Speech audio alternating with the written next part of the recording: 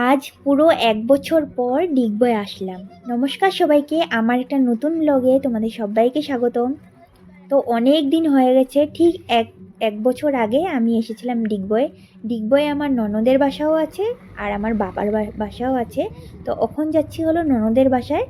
তো ননদের বাসার থেকে তারপরে হলো বাবার বাসায় যাব। তো দেখতেই পাচ্ছ আমি, বর আর আমার মেয়ে হলো উঠে পড়েছি।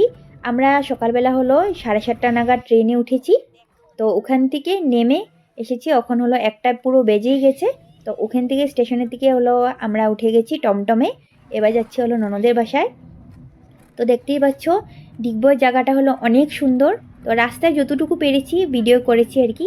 জায়গাটা এতটাই সুন্দর, মানে কি বলবো, আর পুরো পরিষ্কার পরিচ্ছন্ন আর গ্রিন এরিয়া, মানে এই সাইডটা পুরোই হলো গ্রিন এরিয়া, অনেক গাছপালা আছে, দেখতে হলো খুবই ভালো লাগে। আর মেয়েকে বলে বলে বলে যাচ্ছি যে দেখ বাবা, এটা এই জায়গা, এটা এই জায়গা, এই বলে আর কি। তো ভিডিওটা কেমন লাগলো কমেন্টে অবশ্যই জানিও।